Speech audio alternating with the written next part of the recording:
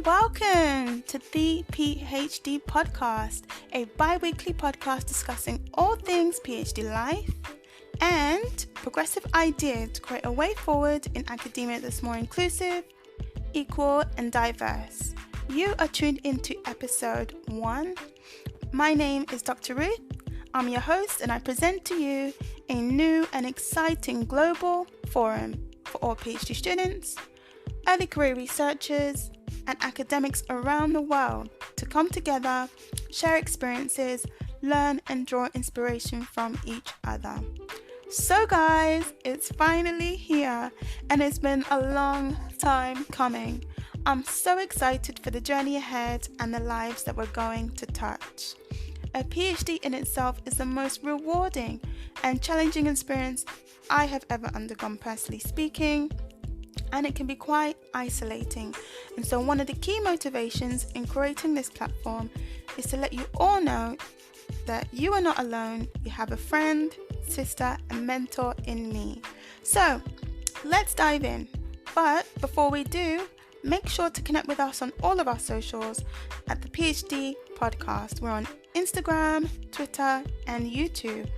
Please like, comment, share, and subscribe, as we would like all of our listeners to get the most value from our platform, and you'll be the first to receive notifications of future content. We also have our own website, which is www.thephdpodcast.com. So let's dive in. So what can you expect from this podcast? Well, Podmates, it is a global interactive forum, and I would like to place emphasis on that. I believe that it's the first of its kind. To my knowledge, it's never been done before in terms of creating diverse and inclusive dialogue. Now, there are many channels already out there that provide an insight into academic life as a PhD student, as a postdoc, or as an early career researcher. However, there's a serious lack of representation. So, on the PhD podcast, expect to see the following. Firstly, we'll be a hub and a pointer for useful, diverse, and inclusive resources and information to help you navigate your PhD successfully. Secondly, we'll host live Q&A sessions on our Instagram and our YouTube at the PhD podcast, discussing all things PhD life. Thirdly, we'll host interviews with special guests from international and diverse backgrounds. Fourthly, if we could inject a little more life into this podcast, if that's even at all possible, I'll be sharing some personal story times, learning experiences and reflections from my PhD journey, and sharing some tips and advice. And lastly, we'll have some after-show live tweets where we'll be discussing questions raised from topics discussed on the podcast. So what is unique about the PhD podcast is that we are not set up to be one-dimensional. No, we celebrate diversity, equality, and inclusion in academia, particularly in the fields of science, technology, engineering, and mathematics, known as STEM. We are an open and positive space for dialogue, and our ultimate vision is to have a positive impact to inspire and empower you to maximize your potential. Now, I grew up in London, England, in the United Kingdom, in a multicultural environment with friends from all backgrounds, walks of life, faiths, and cultures, which is something to be celebrated. So when I entered into academic life, it didn't sit right with me or any of my friends that usually I would be the only person of color or only woman in an academic or professional setting. So race and gender equality is something we shall discuss later in the season. But many questions were raised in terms of why is there this lack of representation, and where are the gaps, and how can we bridge them? And also, why is there a lack of equal and inclusive initiatives in higher education?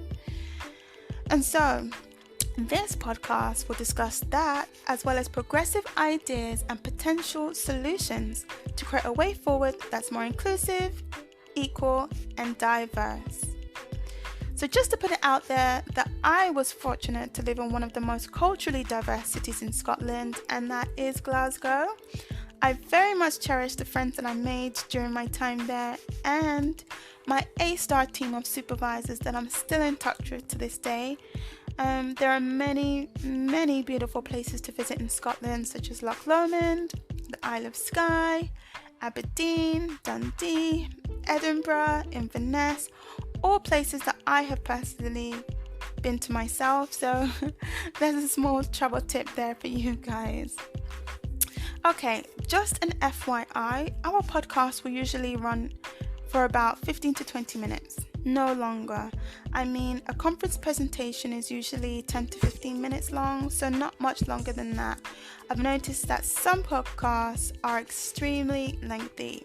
Instead, we'd like to encourage further engagement on all of our socials. So we'll be excited to engage with you all and to facilitate discussions around the world. So please make sure to share with your family and your friends and your support systems. Make sure you hit us up on all of our socials at the PhD Podcast on Instagram, Twitter, and YouTube. So, topic of the day. So, the topic that I shall be discussing today is PhD isolation in the midst of COVID-19. Now, ordinarily speaking, many students struggle with loneliness and isolation while studying for their PhD. So, couple that with the fact that we are within a global pandemic. Could this be heightened? I mean, it's common knowledge that getting a PhD is a challenge, and it's meant to be because you are producing original research. So you shouldn't expect it to be an easy ride. But there is a cost to this endeavor that's hardly spoken about, and it's a psychological one. Recent figures from an article published in The Guardian in 2018 reported that 50% of all doctoral students drop out of their PhD program, and some of the figures are higher at some institutions. And what's more is that 1/3 of PhD students are at risk of having or developing a common psychiatric disorder like anxiety or depression throughout their studies. Now, guys, with all honesty, these statistics are not entirely alarming to many because the feeling of isolation among doctoral students is a major factor that contributes to this high attrition rates. I mean, there's even additional evidence out there published by the British Educational Research Association in March of this year, 2020, which shows that doctoral students from Black, Asian and underrepresented ethnic groups face even more specific challenges, and these issues can increase stress and worsen mental health. So imagine coupling that with being in the midst of a global pandemic.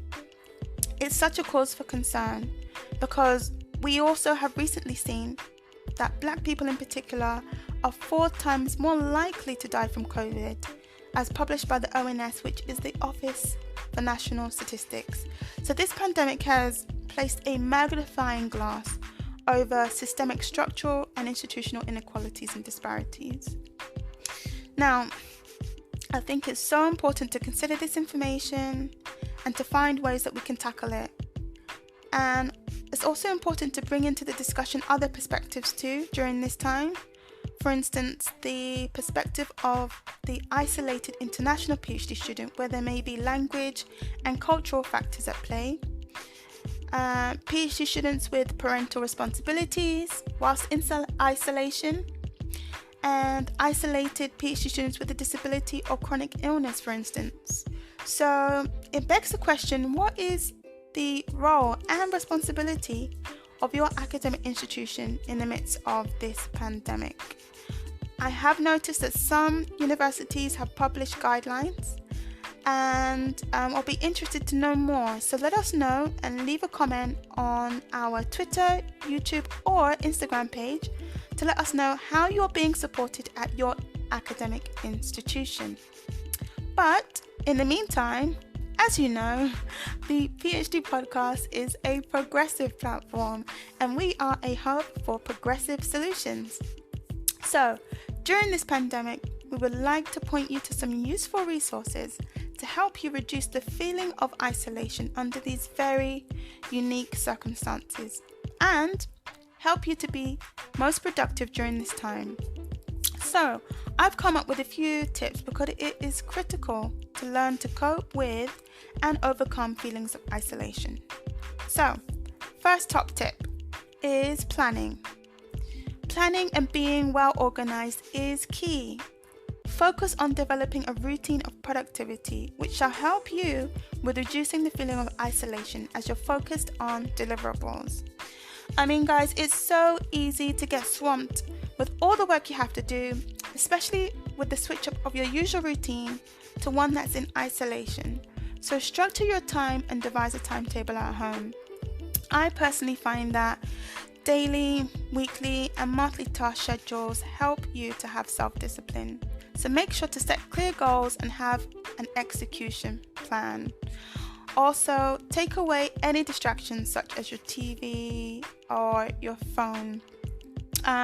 There's an app that I'm using at the moment called Forest. It's available on Apple Store and Google Play, which helps you to put down your phone and focus on what's more important in your life at that point in time. So, for example, you want to set a 2-hour slot of focused time. So the app will enable you to do so, and it will monitor your productivity. So within that time, it will also be growing a small tree. Hence the term the forest. The tree contributes to a larger ecosystem, and I love the fact that it's eco-friendly. If you do touch your phone in that time, your tree will start to die. Now, we can't have that, can we, guys? So, Forest teams also with partners with a real tree planting organization called Trees for the Future, and they plant real trees on Earth. So, as well as your virtual tree, your tree counts as a real tree on Earth. Now that is amazing. So I would highly recommend that. I would also highly recommend regular contact with your supervisor. Set up a schedule. They are your lifeline at this moment in time. So I would definitely recommend that. And also, lastly, if you can always reach out to us here at the show, at the PhD podcast, a problem shared is a problem halved. We've received hundreds and hundreds of messages, and we have an element of our show known as the dilemma portion, where we share dilemmas. They can be anonymous as well. We respect you among our community, and we provide collective solutions to help you and empower you. So our second top tip is to incorporate at least 20 minutes of exercise a day, and this will help you to reduce your stress levels. One form of daily exercise is highly recommended, especially by the World Health Organization during this time. So get yourself connected online. There are so many celebrities offering free exercise classes to get you moving. But my advice is to find what works for you. Ordinarily, I love to go out for a bike ride, but I just participated in a dance class hosted by the living legend Debbie Allen from Fame, and that was on Instagram. If you don't have Instagram, you can access a wide range of workouts on YouTube. Exercise helps to increase endorphins, which triggers positive feelings in your body. And equally, it helps to reduce your cortisol levels, which is the body's main stress hormone. So guys, exercise is a win-win. I can't emphasize that enough. So my last but most important tip is to make time for yourself. Schedule time for yourself. Focus on things that make you happy. When you feel anxious, you're claustrophobic, or you're stressed and you can't seem to focus, and it seems that it could be a never-ending spiral, I'm here to tell you that you can break out of that if you focus on positivity and supplement that with a well-balanced diet. Eat foods that help you with academic attainment. I'll be interested to know what you're eating, so you can tweet us or hashtag us on Twitter at the PhD podcast. Would love to see it. Also, if there's a show that you love to watch, make sure you schedule time for it as a reward for all your hard work. I mean, Netflix have been offering a service known as Netflix Party, where you can link up with friends and you can host long distance movie nights and TV watch parties. If you don't know anyone, make friends amongst our community. That's what we're here for. So we have a steady following on Instagram and we'll be waiting to welcome you. And our last top tip in this section is just a word about fear. Now, fear takes many emotional forms prior to finding expression in our behaviors. So prior to it being manifested physically, in the form of like anxiety or panic or, tension. So it is important to have a positive outlook, because the quality of your thoughts determines the quality of your life. Now, your body listens to you, even down to a cellular level. So make sure you always have a positive outlook. So by now, you must be wondering who I am, and you might be thinking a little bit about who is this host behind the platform. So I'm an academic and lifestyle blogger, originally from London, representing the South. I have a PhD in digital health innovation from the University of Glasgow in Scotland. Special shout out and thanks to the Medical Research Council for awarding me my full-time scholarship to support my research. I have a master's degree from City University in London in health informatics and a first-class bachelor's degree from St George's Medical School, University of London in biomedical informatics. I'm fortunate also to be a multi-award-winning international speaker and published author. But most importantly, I'm a lover of food, family, faith, fun, and fashion.